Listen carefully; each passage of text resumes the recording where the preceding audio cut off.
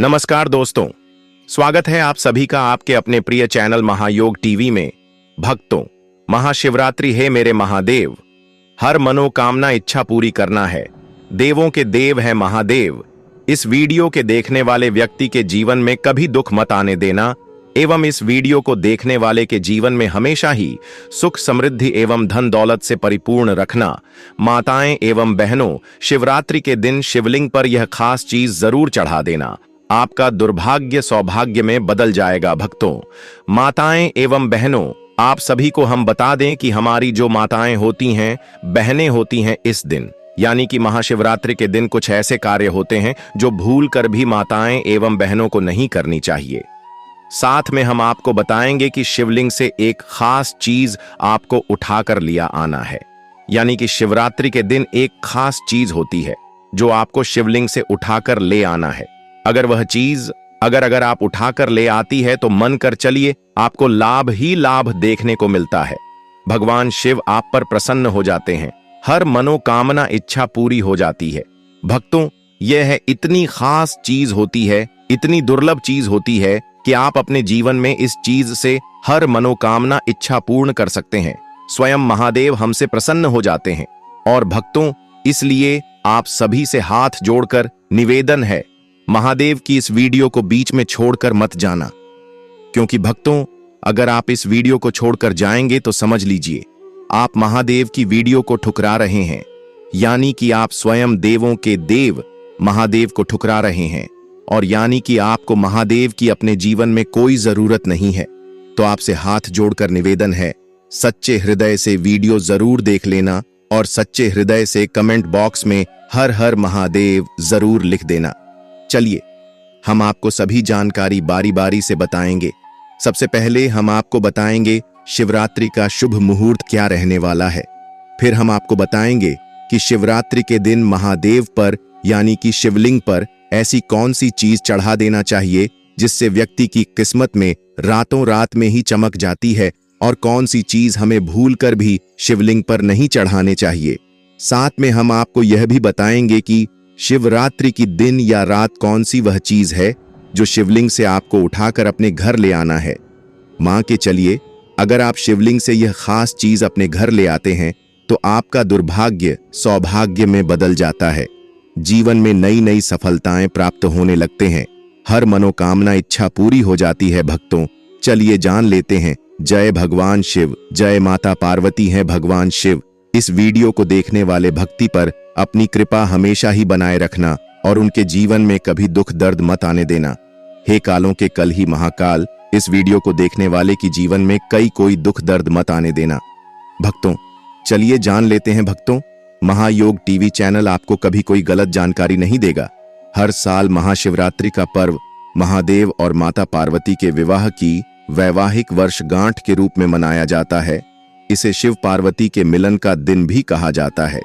मान्यता है कि इस तिथि पर शंकर जी और देवी पार्वती की पूजा करने से वह प्रसन्न होते हैं और सभी कष्टों का निवारण करते हैं। वहीं महिलाएं वैवाहिक जीवन सुखमय के लिए महाशिवरात्रि पर निर्जला उपवास रखती हैं। पंचांग की माने तो यह व्रत फाल्गुन मास में कृष्ण पक्ष की चतुर्दशी तिथि पर रखा जाता है। इस बार फाल्गुन कृष्ण चतुर्दशी तिथि 26 फरवरी को सुबह 11:08 से शुरू होगी और अगले दिन यानी 27 फरवरी 2025 को सुबह 8:54 पर समाप्त होगी। उदया तिथि के आधार पर 26 फरवरी 2025 को महाशिवरात्रि का पर्व मनाया जाएगा। हालांकि इस बार महाशिवरात्रि पर भद्रा का साया बना हुआ है। ऐसे में सवाल यह है कि भद्रा होने पर महाशिवरात्रि पर पूजा का शुभ समय क्या होगा। तो आइए इस लेख के माध्यम से जानते हैं। महाशिवरात्रि पर भद्रा काल का समय पंचांग के अनुसार 26 फरवरी 2025 को महाशिवरात्रि मनाई जाएगी। इस दिन प्रातः 11:08 से रात्रि 10:05 तक भद्रा साया बना रहेगा। परंतु शास्त्रों का माने तो शिव कालों के काल महाकाल हैं, इसलिए भद्रा का उनकी पूजा पर कोई प्रभाव नहीं होगा और पूरे दिन भोलेनाथ की पूजा की जा सकती है। महाशिवरात्रि शुभ योग 26 फरवरी 2025 को महाशिवरात्रि के दिन श्रवण नक्षत्र बन रहा है। जो शाम 5:08 तक रहेगा। इस दौरान परिध योग का संयोग भी रहेगा। अगर आप महाशिवरात्रि के दिन भगवान शिव की कृपा पाना चाहते हैं तो इस दिन शिवलिंग की पूजा करना सबसे उत्तम माना जाता है। इसी के साथ अगर आप महाशिवरात्रि वाले दिन शिवलिंग पर भोलेनाथ की प्रिय चीजों को अर्पित करते हैं तो आपकी सारी मनोकामनाएं महादेव पूर्ण कर देंगे। आइए जानते हैं पूजा पद्धति के अनुसार शिवलिंग पर क्या क्या चढ़ाया जाता है। बेलपत्र। शास्त्रों में बेलपत्र के बिना शिवलिंग की पूजा करना अधूरा माना गया है। धार्मिक मान्यता है कि शिवलिंग पूजन के दौरान सारी सामग्री चढ़ाने के बाद अगर बेलपत्र नहीं चढ़ाया तो इसकी पूजा का फल प्राप्त नहीं होता है। महाशिवरात्रि वाले दिन शिवलिंग पर बेलपत्र जरूर चढ़ाएं। ऐसा करने से महादेव की अनुकंपा आप पर बरसेगी। धतूरा। महाशिवरात्रि वाले दिन अगर आप शिवलिंग की पूजा करते हैं या जलाभिषेक करते हैं तो भगवान शिव को धतूरा जरूर चढ़ाएं। शिवलिंग पूजन में धतूरा चढ़ाने से भोलेनाथ जल्दी प्रसन्न होते हैं। इस दिन धतूरा चढ़ाने से अक्षय पुण्य की प्राप्ति होती है और मन को शांति प्राप्त होती है। भस्म पुराणों में बताया गया है कि भगवान शिव अपने शरीर पर भस्म लगाते हैं। उन्हें भस्म लगाना बहुत प्रिय है। अगर महाशिवरात्रि पर आप शिवलिंग की पूजा करते हैं तो भगवान शिव की कृपा प्राप्त करने के लिए भस्म अवश्य चढ़ाएं। चंदन। शिवलिंग पूजन के दौरान भगवान शिव को चंदन के लेप से तिलक लगाने की परंपरा है। जो लोग चंदन का तिलक शिवलिंग पर लगाते हैं उनके घर सुख समृद्धि सदैव बनी रहती है और महादेव की अनुकंपा बरसती है। गंगा जल। महाशिवरात्रि के दौरान शिवलिंग का जलाभिषेक करने के लिए गंगा जल का प्रयोग करें। मान्यता है कि ऐसा करने से भोलेनाथ सभी बिगड़े काम बना देते हैं। इस दिन गंगा जल से शिवलिंग का अभिषेक करना बेहद शुभ माना जाता है। अतः गंगा जल शिवलिंग पर चढ़ाने से मोक्ष की प्राप्ति होती है। शहद। पूजा पद्धति के अनुसार शिवलिंग पर शहद से अभिषेक करने या इसे चढ़ाने से धन वृद्धि होती है। घी। मान्यता है कि शिवलिंग पर गाय का घी चढ़ाने से वंश की वृद्धि होती है। महाशिवरात्रि के दिन शिवलिंग पर घी अर्पित करने से आपके परिवार में खुशहाली आएगी।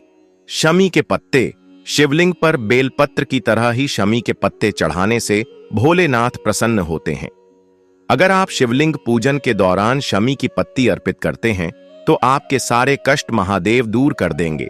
शिव को कनेर का पुष्प अति प्रिय है। महाशिवरात्रि पर शिवलिंग पूजन के दौरान कनेर का फूल जरूर अर्पित करें और महादेव का आशीर्वाद प्राप्त करें। मान्यता है कि इसे चढ़ाने से सुख समृद्धि और ऐश्वर्य की प्राप्ति होती है। गन्ने का रस। गन्ना जीवन में मिठास और सुख का प्रतीक माना जाता है। शास्त्रों से इसे बहुत ही पवित्र माना गया है। प्रेम के देवता कामदेव का धनुष गन्ने से बना है। देव प्रबोधनी एकादशी के दिन गन्ने का घर बनाकर भगवान विष्णु की देवी तुलसी की पूजा की जाती है। गन्ने के रस से शिवलिंग का अभिषेक करने से धन धान्य की प्राप्ति होती है। भांग। भगवान शिव ने हलाहल विष का पान किया है। इस विष के उपचार के लिए कई तरह की जड़ी बूटियों का प्रयोग देवताओं ने किया। इनमें भांग भी एक है। इसलिए भगवान शिव को भंग बेहद प्रिय है। शिवरात्रि के अवसर पर भांग के पत्ते या भांग को पीसकर दूध या जल में घोलकर भगवान शिव का अभिषेक करें तो रोग दोष से मुक्ति मिलती है। चांदी के नाग नागिन। यदि किसी की कुंडली में काल सर्प दोष है तो ऐसे व्यक्ति को महाशिवरात्रि के दिन चांदी के नाग नागिन का जोड़ा शिवलिंग पर अर्पित करना चाहिए। यदि किसी के वैवाहिक जीवन में कोई समस्या चल रही है तब भी व्यक्ति को नाग नागिन का जोड़ा शिवलिंग पर अर्पित करना चाहिए। त्रिशूल। यदि कोई व्यक्ति अपने शत्रुओं से परेशान है तो शत्रुओं से बचने के लिए महाशिवरात्रि पर त्रिशूल अर्पित करना चाहिए। अगर किसी को अनजान भय सता रहा है या मन में बुरे ख्याल आते हैं तो तब भी त्रिशूल भगवान शिव के मंदिर में महाशिवरात्रि पर यदि आप अर्पित कर देते हैं तो आपको अच्छा लाभ हासिल होगा। डमरू। महाशिवरात्रि पर भगवान शिव के मंदिर में जाकर डमरू जरूर अर्पित करें। ऐसे करने से व्यक्ति के जीवन में खुशी और आनंद आता है। साथ ही धन संपदा और पारिवारिक जीवन में खुशियां आती हैं। खड़ाऊं। अगर किसी के जीवन में कामकाज में एक के बाद एक बाधाएं आ रही हैं तो व्यक्ति को अपने जीवन में आने वाली बाधाओं से बचने के लिए महाशिवरात्रि पर खड़ाऊं दान करनी चाहिए। ऐसा करने से परलोक के रास्ते का मार्ग आसान हो जाता है। इस दिन सुबह देर तक नहीं सोना चाहिए। जल्दी उठ जाएं और बिना स्नान किए कुछ भी न खाएं। व्रत नहीं है तो भी बिना स्नान किए भोजन ग्रहण नहीं करें। शिवरात्रि पर चावल, दाल और गेहूं से बने खाद्य पदार्थों से दूर रहना चाहिए।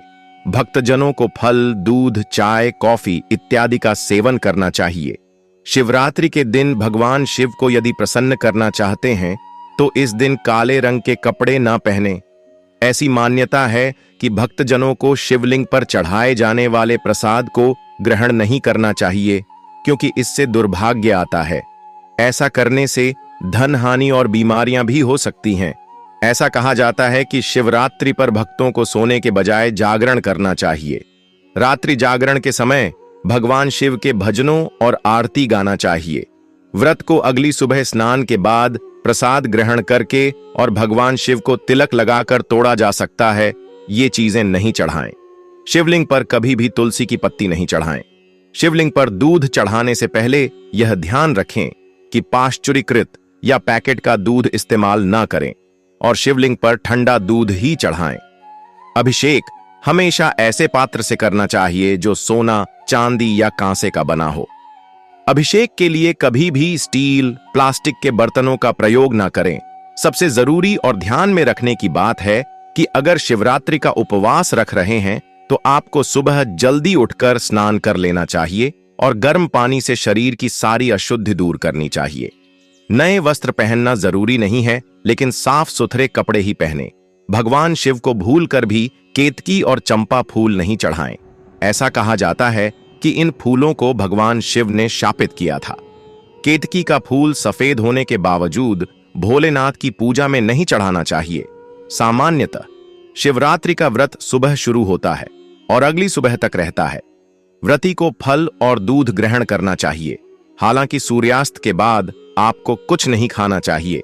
भगवान शिव की पूजा में भूलकर भी टूटे हुए चावल नहीं चढ़ाया जाना चाहिए। अक्षत का मतलब होता है अटूट चावल। यह पूर्णता का प्रतीक है, इसलिए शिव जी को अक्षत चढ़ाते समय यह देख लें कि चावल टूटे हुए तो नहीं है। शिवलिंग पर सबसे पहले पंचामृत चढ़ाना चाहिए। पंचामृत यानी दूध, गंगा जल, केसर, शहद और जल से बना हुआ मिश्रण। जो लोग 4 प्रहर की पूजा करते हैं उन्हें पहले प्रहर का अभिषेक जल, दूसरे प्रहर का अभिषेक दही, तीसरे प्रहर का अभिषेक घी और चौथे प्रहर का अभिषेक शहद से करना चाहिए। शिवरात्रि पर 3 पत्रों वाला बेलपत्र शिव को अर्पित करें और डंठल चढ़ाते समय आपकी तरफ हो। टूटे हुए या कटे फटे बेलपत्र नहीं चढ़ाना चाहिए। भगवान शिव को दूध, गुलाब जल, चंदन, दही, शहद, घी, चीनी और जल का प्रयोग करते हुए तिलक लगाएं। भोलेनाथ को वैसे तो कई फल अर्पित किए जा सकते हैं, लेकिन शिवरात्रि पर बेर जरूर अर्पित करें, क्योंकि बेर को चिरकाल का प्रतीक माना जाता है। ऐसी मान्यता है कि शिवलिंग या भगवान शिव की मूर्ति पर केवल सफेद रंग के ही फूल ही चढ़ाने चाहिए, क्योंकि भोलेनाथ को सफेद रंग के ही फूल प्रिय हैं। शिवरात्रि पर भोलेनाथ को प्रसन्न करने के लिए चंदन का टीका लगा सकते हैं। शिवलिंग पर कभी भी कुमकुम का तिलक न लगाएं। हालांकि भक्तजन मां पार्वती और भगवान गणेश की मूर्ति पर कुमकुम का टीका लगा सकते हैं। इस अवसर पर लोग व्रत रखते हैं और शिव गौरी की पूजा करते हैं। ऐसी मान्यता है कि महाशिवरात्रि के दिन भगवान भोलेनाथ पृथ्वी पर मौजूद सभी शिवलिंग में विराजमान होते हैं। इसलिए महाशिवरात्रि के दिन की गई शिव उपासना से कई गुना अधिक फल प्राप्त होता है। वहीं यदि आप शिव शंकर की विशेष कृपा प्राप्त करना चाहते हैं तो महाशिवरात्रि के दिन कुछ चीजें घर ले आएं। इन चीजों को महाशिवरात्रि के दिन घर ले आने से हर समस्या का निवारण होता है और शिव शंभू भी प्रसन्न होते हैं। चलिए जानते हैं उन चीजों के बारे में। भक्तों, महाशिवरात्रि के दिन कुछ ऐसे कार्य है जो आपको जरूर ही कर लेनी चाहिए। उसके बाद हम आपको बताएंगे कि वह कौन सी ऐसी चीज है जो आपको शिवलिंग से जरूर उठा ले आना चाहिए। भक्तों, चलिए जान लेते हैं महाशिवरात्रि के इस पावन अवसर पर लोग विशेष पूजा अर्चना और व्रत करके भगवान शिव की कृपा प्राप्त करते हैं। ऐसी मान्यता है कि महाशिवरात्रि के दिन कुछ विशेष उपाय करने से महादेव की असीम कृपा प्राप्त होती है और सभी मनोकामनाएं पूरी होती हैं। महाशिवरात्रि पर करें ये लाभकारी उपाय। महाशिवरात्रि के दिन कुछ विशेष उपाय करने से भोलेनाथ कृपा प्राप्त होती है और जीवन की कई समस्याओं से छुटकारा मिलता है। नीचे कुछ उपायों के बारे में बताया गया है। शाम को दीपक जलाना। संध्या काल के समय यानी प्रदोष काल के समय शिव मंदिर में एक दीपक जलाना चाहिए जो कि पूरी रात जलता रहे। मान्यता है कि ऐसा करने से धन संबंधी सारी समस्याएं दूर होती हैं और अपार धन धान्य की प्राप्ति होती है। आटे का शिवलिंग बनाना। महाशिवरात्रि के दिन आटे से 11 शिवलिंग बनाकर उनका 11 बार जल से अभिषेक करना चाहिए।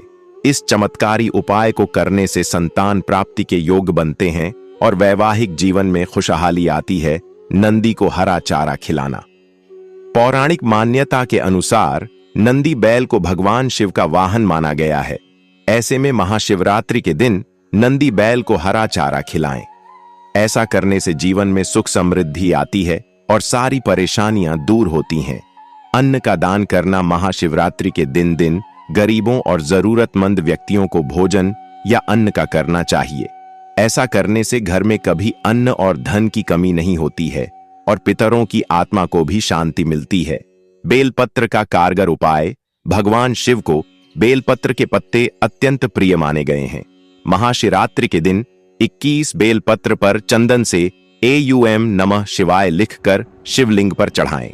मान्यता है कि इससे सारी इच्छाएं पूरी होती हैं और भगवान शिव की विशेष कृपा मिलती है। शमी के पत्ते और चमेली के फूल। धार्मिक मान्यता है कि भगवान शिव को शमी के पत्ते बहुत प्रिय हैं।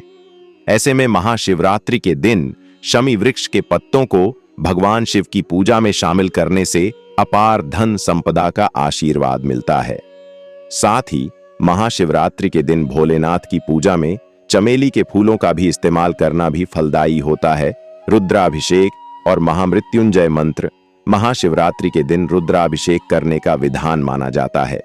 साथ ही इस दिन महामृत्युंजय मंत्र का जाप करना अत्यंत फलदायी होता है। धार्मिक मान्यता है कि इस दिन इन दोनों काम को करने से सभी कष्ट दूर हो जाते हैं और भगवान शिव की कृपा बरसती है। पारद शिवलिंग। महाशिवरात्रि के दिन पारद शिवलिंग घर ले आएं। इससे वास्तु दोष, काल सर्प दोष और पितृदोष से मुक्ति मिलती है। साथ ही शिव पूजा के लिए पारद का शिवलिंग सर्वश्रेष्ठ माना जाता है। रुद्राक्ष को शिव का स्वरूप माना जाता है। जिस घर में रुद्राक्ष होता है वहां भोलेनाथ की कृपा बरसती है। ऐसे में महाशिवरात्रि के दिन रुद्राक्ष घर ले आएं। कहते हैं रुद्राक्ष साधक के हर रोग, दोष, दुख दूर करता है। तांबे का कलश। महाशिवरात्रि के दिन तांबे का कलश खरीदकर घर ले आएं। इससे परिवार में मिठास आती है। महाशिवरात्रि के दिन शिवलिंग पर तांबे के कलश से ही महादेव का जलाभिषेक करना चाहिए। शिव परिवार की तस्वीर। महाशिवरात्रि के दिन शिव परिवार की तस्वीर घर ले आएं। ध्यान रखें उस तस्वीर में भगवान भोलेनाथ, माता गौरी, भगवान गणेश, भगवान कार्तिकेय और उनके सबसे प्रिय गण नंदी और वासुकी हों। शिव परिवार की घर में उपस्थिति होने से आपके परिवार पर उनकी कृपा बनी रहेगी। वाहन और चांदी। महाशिवरात्रि को लोग अबूझ मुहूर्त भी मानते हैं। ऐसे में संभव हो तो महाशिवरात्रि के दिन वाहन और चांदी खरीदें। इससे घर में खुशहाली आती है। भक्त आप सभी को हम बता दें, इस दिन आपको बेलपत्र या फिर धतूरा कहा जाता है। इस दो में से कोई भी एक चीज अपने घर पर ले आए और उसकी विधि विधान से जिस तरह शिवजी की पूजा करते हैं इस तरह से इसकी पूजा करें और इसके बाद आप अपनी जहां पर आप धन रखते हैं वहां पर रख दीजिए और फिर देखिए कैसा चमत्कार होता है। आपके घर में कभी धन दौलत की कमी नहीं होगी। बस इसको आपको सच्चे हृदय से रखना है। इस तरह से रखना है कि महादेव अब मेरी हर एक मनोकामना इच्छा पूरी करेंगे। फिर देखिए आपके जीवन में कैसा नया चमत्कार होता है। आपको लाभ ही लाभ देखने को मिलेगा और हर मनोकामना इच्छा पूरी होगी। अब तो चलिए अब हम आपको बता देते हैं कि नींबू पानी से करें। दिन की शुरुआत सुबह सुबह जब उठें तो दिन की शुरुआत नींबू पानी पीने से करें। अगर नींबू पानी न पीना हो तो आप सुबह सबसे पहले गुनगुना पानी पी सकते हैं। इससे पेट साफ होने में मदद मिलेगी। साथ ही सारा दिन फ्रेशनेस भी बनी रहेगी। वहीं नींबू पानी पीने से शरीर में विटामिन सी की पूर्ति होती है जिससे दिन की शुरुआत भी बेहतर होती है। इसके अलावा दिन भर पानी पीते रहें ताकि शरीर में पानी की कमी न हो नाश्ते में क्या खाएं। चूंकि महाशिवरात्रि के दिन आप व्रत करने जा रहे हैं, इसलिए आज किसी तरह का इंटेंस वर्कआउट करने से बचें। इससे आपके शरीर में थकान और कमजोरी आ सकती है। इसके बजाय आप आधे घंटे वॉक कर सकते हैं या फिर योगासन कर सकते हैं। इससे पूरा दिन एनर्जेटिक बने रहेंगे। इसके अलावा नाश्ते की बात करें तो आज के दिन की शुरुआत मौसमी फलों से कर सकते हैं। इसमें स्ट्रॉबेरी, आम जैसे फल शामिल हैं।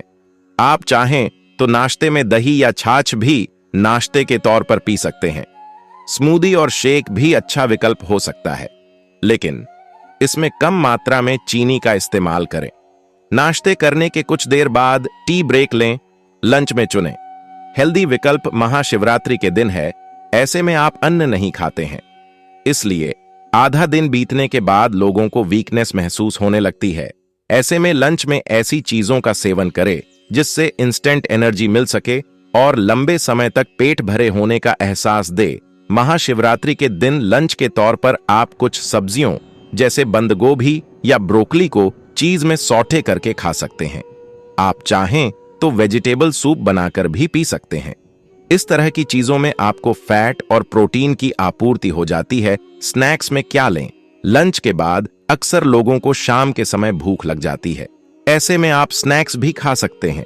स्नैक्स के तौर पर आप फलों का सेवन कर सकते हैं। फलों में केला आदि चीजें लें। केला न सिर्फ स्वादिष्ट और हेल्दी फल है, बल्कि यह लंबे तक पेट भरे रहने का एहसास भी कराता है। डिनर में लें। अच्छे ऑप्शन लंच की ही तरह आप डिनर में भी वेजिटेबल सॉटे करके खा सकते हैं। इसके लिए ब्रोकली, शिमला मिर्च, जुकीनी जैसी हेल्दी सब्जियों को चुनें। इसे आप घी में फ्राई कर सकते हैं। इसमें सेंधा नमक का प्रयोग किया जा सकता है। अच्छी तरह सॉटे करके खाएं। इसके अलावा पर्याप्त मात्रा में पानी भी पिएं। पानी पीने से शरीर हाइड्रेट रहता है और थकान नहीं होती है। चलिए जान लेते हैं महाशिवरात्रि की प्राचीन कथा। भगवान शिव की महिमा सुनकर एक बार आर्षियों ने सूत जी से कहा, हे सूत जी, आपकी अमृतमयी वाणी और आशुतोष भगवान शिव की महिमा सुनकर तो हम परम आनंदित हुए। हमें कोई शिव जी से संबंधित उत्तम व्रत की कथा विस्तार पूर्वक कहिए। तब सूत जी ने कहा, हे ऋषिगण, आप लोग सावधान होकर सुनिए। मैं यहां एक ऐसी प्राचीन कथा कह रहा हूं जो किसी समय नारद जी से भगवान विष्णु ने कही थी। वह एक निषाद की ऐसी अद्भुत कथा है जो प्राणियों के समस्त पापों का नाश करने वाली है। साथ ही जो उत्तम शिवरात्रि का विधान है, यह दृष्टांत रूप में सुनिए। प्राचीन काल में गुरुद्रह नामक एक भील निषाद था जो व्याध कर्म किया करता था। वह भील महाक्रूर एवं बलवान भी था। वह प्रतिदिन वन में जाकर मृगों का शिकार करता था और अपने परिवार का पालन पोषण व्याध वृत्ति द्वारा किया करता था। साथ ही घोर वनों में छिपकर चोर डाकू का काम भी करता था। किसी समय दैव योग से सुंदर महाशिवरात्रि तिथि आ गई, परंतु उस मूढ़ दुरात्मा को क्या पता था। वह अपने कुकर्म में व्यस्त उस घोर जंगल में ही मस्त रहा। तब उसी शिवरात्रि वाले दिन उसकी माता, पिता एवं स्त्री ने भूख से तड़पते हुए उससे कहा, अरे वंचर, हमें भोजन दो। आज तो घर में कुछ भी आहार नहीं है। बार बार इस प्रकार प्रार्थना करने पर वह व्याध धनुष बाण लेकर शीघ्र ही वन में मृगादि पशु पक्षियों के शिकार के लिए निकल पड़ा। चारों ओर वन में घूमने पर भी उसे दुर्भाग्यवश कोई शिकार हाथ न लगा। इसी प्रतीक्षा में संध्या हो चली। जब सूर्यास्त होने लगा तब वह बड़ा दुखी एवं चिंतित हो गया। वह मन में सोचने लगा, हाय, आज मुझे कुछ भी शिकार न मिला। अब कहां जाऊं, क्या करूं? मुझे साघ में कुछ न कुछ शिकार लेकर ही जाना चाहिए, नहीं तो मेरा जीना व्यर्थ है। ऐसा सोच विचार कर वह व्याध किसी जलाशय के तट पर गया और वहीं बैठ गया। वह अपने मन में सोचने लगा, अहो, पानी पीने के लिए यहां कोई न कोई जीव जंतु अवश्य आएगा। तब उसे मारकर अपने घर ले जाऊंगा। और प्रेम पूर्वक अपने कार्य में ऐसा विचार कर वह भील किसी एक बिल्व वृक्ष पर जाल लेकर जा बैठा और प्रतीक्षा करने लगा। देखें कब कोई जंतु पानी पीने के लिए आता है और कब मैं उसे मारकर कृतार्थ होता हूं। इस विचार से वह भूख प्यास से पीड़ित होता हुआ भी वहीं एक डाल पर छिपकर बैठ गया। उसी रात के प्रथम पहर में वहां एक मृगी आ पहुंची। वह अत्यंत तृषित एवं चकित सी थी, क्योंकि वह छलांगें भरती हुई अकेली ही आ रही थी। विष्णु जी कहते हैं, हे नारद, उसे आता देख वह व्याध बड़ा प्रसन्न हुआ, अतः उसे मारने के लिए उसने अपने धनुष पर तीर चढ़ाया।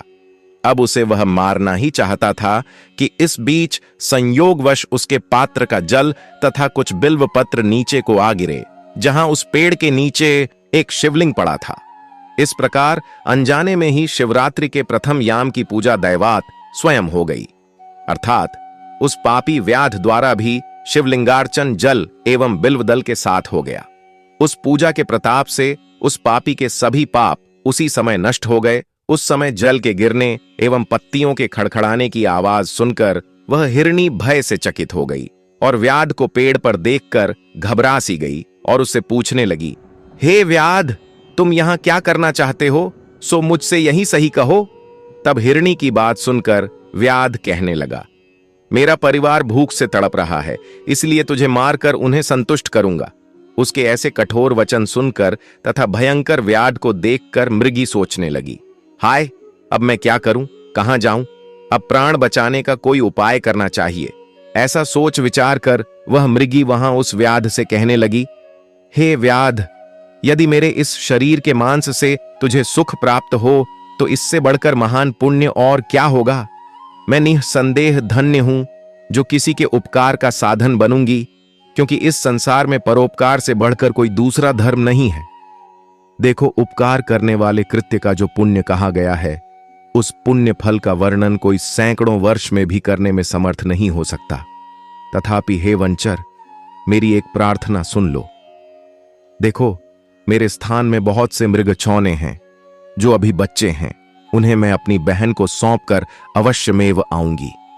मेरा वचन तुम मिथ्या मत समझो, मैं अवश्य अपना वचन सत्य करने के लिए तुम्हारे निकट आऊंगी, तुम तनिक भी संदेह मत करो।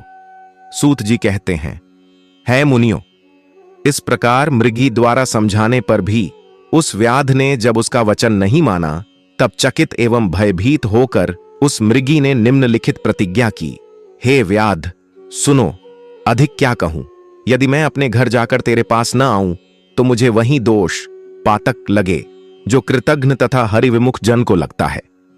और भी सुनो, हे निषाद, विश्वासघाती तथा छल कपट करने वाले व्यक्ति को जो पाप लगता है, वही पाप मुझे भी लगे, यदि मैं घर जाकर पुनः न लौटूं। इस प्रकार अनेक प्रकार से शपथ द्वारा मृगी ने जब व्याध को विश्वास दिलाया, तब उस व्याध ने विश्वस्त होकर कहा, अच्छा, अब तुम जाओ। व्याध के वचन से प्रसन्न हुई हिरणी जल पीकर अपने स्थान को चली गई। तब तक उस व्याध का प्रथम याम बिना अन्न, जल एवं निद्रा के ही बीत गया। इसी बीच उस हिरणी की बहन दूसरी मृगी भी जल पीने के लिए वहीं आ पहुंची। उसे देखकर भील ने भी पूर्ववत उसके ऊपर बाण छोड़ना चाहा। तब पुनः उसके पात्र से जलधारा तथा कुछ बिल्व पत्र उस शिवलिंग पर आ गिरे। उस समय पुनः प्रसंगवश दैवात महाप्रभु शंकर की पूजा हो गई। यह द्वितीय याम की शिव पूजा व्याध को सुख देने वाली सिद्ध हुई। यह देखकर वह मृगी उस व्याध से बोली, हे वंचर, ये तुम क्या कर रहे हो? व्याध ने पूर्ववत उससे जो कुछ कहा, उसे सुनकर वह नवागता मृगी बोली, हे व्याध, सुनो, मैं धन्य हूं, मेरा यह देह धारण करना सफल है, क्योंकि मेरे इस अनित्य एवं अधम शरीर से एक महान उपकार कृत्य होगा। किंतु मेरे छोटे छोटे छौने जो घर पर हैं, उन्हें मैं अपने गृह स्वामी पति को अर्पित करके पुनः अवश्य लौट आऊंगी, यह सही जानो। मुझे अब जाने दो। यह सुनकर व्याध ने कहा, मैं तुम्हारी बात नहीं मानता, तुम्हें अवश्य मारूंगा। व्याध की बात सुनकर हिरणी ने शपथ पूर्वक पुनः कहा, हे व्याध, सुनो, मैं वचन कहती हूं, यदि न आ सकी तो वचन तोड़ने का प्रायश्चित मुझे लगेगा, उससे मेरा पुण्य नष्ट होगा। हे व्याध, जो विष्णु भक्त होकर शिव की निंदा करता है, उसे जो पाप लगता हो वही मुझे लगे, यदि मैं पुनः न लौटूं। जो मानव माता पिता की श्राद्ध तिथि को पाकर श्राद्ध नहीं करते, उनको जो पाप लगता है वही मुझे भी लगे। अथवा वचनबद्ध होकर जो पछता कर वही काम करता है, तज्जन्य जो पाप होता है वही मुझे भी लगे, यदि मैं कहकर भी पुनः न लौटूं। सूत जी कहने लगे, हे मुनियों, मृगी की ऐसी बातें सुनकर व्याध ने उसे भी जाने की अनुमति दे दी। उसने कहा, अच्छा, तुम जाओ। तब वह मृगी भी जल पीकर प्रसन्न होती हुई अपने स्थान को चली गई। तब तक रात्रि का दूसरा पहर भी बिना जल के तथा बिना सोए ही व्यतीत हो गया। इसी बीच जब तृतीय याम बीतने लगा और मृगी के आने में देर होने लगी, तब वह व्याध चकित होकर उसकी खोज में तत्पर हो गया। इसी बीच उस व्याध की दृष्टि पानी पीने के लिए आते हुए एक मृग पर पड़ी। वह नियाद उस हृष्ट-पुष्ट मृग को देखकर अत्यंत प्रसन्न हो गया, अतः उसने धनुष पर बाण चढ़ाकर झट उसे मारना चाहा। उसी समय उसके ऐसा करते ही दैव योग से पुनः कुछ जल एवं बिल्व पत्र उस शिवलिंग पर जा गिरे, जिससे तृतीय याम की पूजा सौभाग्यवश हो गई। यह भूत भावन शिव की अहेतु की कृपा थी। वहां पर उस शब्द को सुनकर मृग ने कहा, अरे ये तुम क्या कर रहे हो? तब उस व्याध ने कहा, अपने परिवार पालन के लिए तुम्हें मैं मारना चाहता हूं। सूत जी ने कहा, हे मुनियों। व्याध की बातें सुनकर वह प्यासा मृग चिंतित होकर उस व्याध से इस प्रकार कहने लगा, अहो, मैं आज धन्य हूं जो मेरा यह पुष्ट शरीर संसार की तृप्ति के लिए होगा, क्योंकि जिसका शरीर परोपकार में न लगा उसका सारा जीवन व्यर्थ ही हो गया। जो सामर्थ्य पाकर भी दूसरे का उपकार नहीं करता उसका सामर्थ्य व्यर्थ है, वह परलोक में अवश्य नरकगामी होता है। इसलिए हे व्याध, इस समय मुझे छोड़ दो। मैं अपने उन छोटे बच्चों को उनकी माता के हाथ सौंपकर तथा उन्हें धैर्य देकर पुनः शीघ्र ही लौटूंगा। इसमें तनिक भी संदेह न करो। उस मृग के निष्कपट भाव से ऐसा कहने पर वह व्याध अपने मन में अत्यंत चकित होकर तत्काल पवित्र मन वाला हो गया और उसके सभी पाप नष्ट हो गए। तब वह पुनः मृग से इस प्रकार कहने लगा, इसके पूर्व भी जो मृग आए वे सभी तुम्हारे ही समान मुंह से कहकर अभी तक पुनः लौटे नहीं। यह कितनी भारी प्रवंचना है। उन्हीं वचनों की भांति तुम भी इस संकट काल में पिंड छुड़ाने के लिए झूठ बोलकर चले जाओगे। तब हे मृग, भला तुम ही बताओ मेरी आजीविका कैसे चलेगी, क्योंकि मेरे कुटुंबी भी भूख प्यास से घर पर तड़पते होंगे। तब मैं कैसे विश्वास करूं? यह सुनकर मृग ने कहा, हे वनचर सुनो, मैं सत्य कहता हूं, मिथ्यावादी नहीं हूं। देखो हे व्याध, ये समस्त ब्रह्मांड सत्य के बल पर ही टिके हैं, क्योंकि इस संसार में जिसकी वाणी मिथ्या होती है उसके सभी पुण्य तत्काल क्षीण हो जाते हैं। तो भी हे भील, तुम मेरी सत्य प्रतिज्ञा निश्चय ही सुन लो।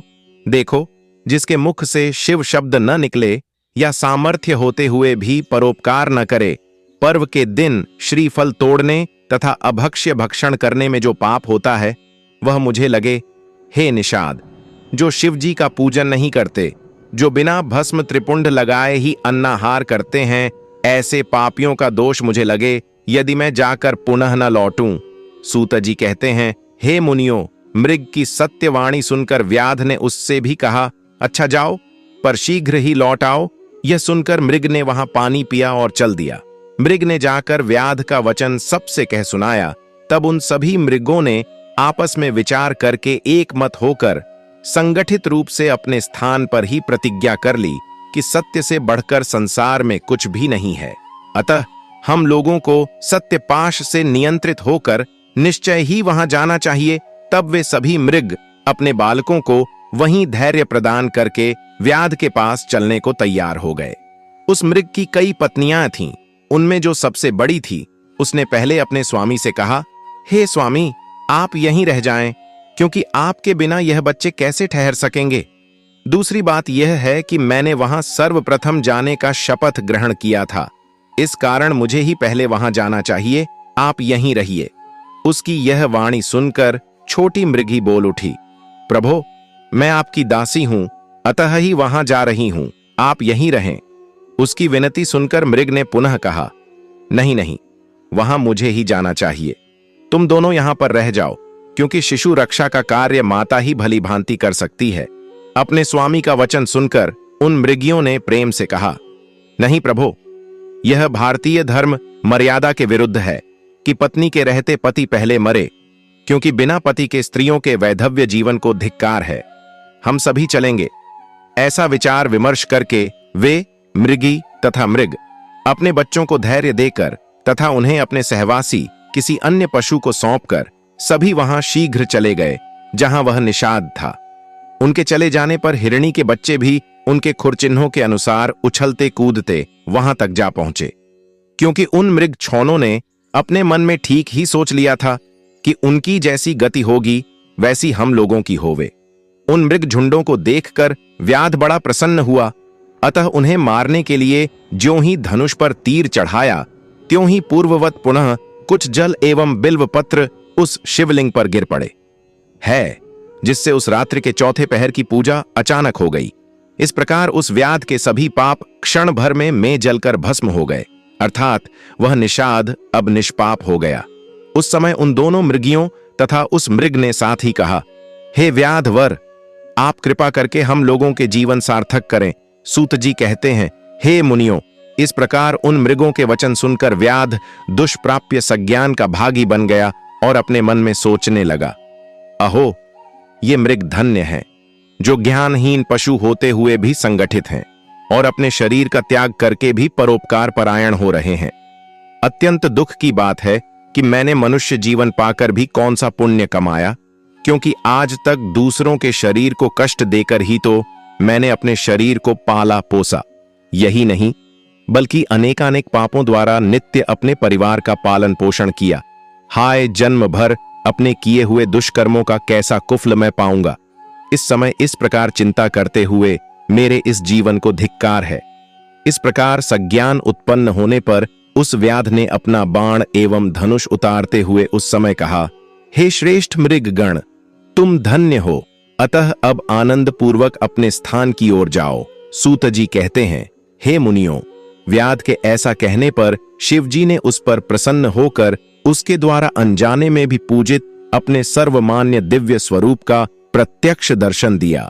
उस व्याध को अपने हाथों से स्पर्श करते हुए शिवजी प्रेम पूर्वक बोले, ऐ प्रिय निषाद, तुम्हारे इस विचित्र शिवरात्रि व्रत से मैं अत्यंत प्रसन्न हूं, अतः कोई वर मांगो।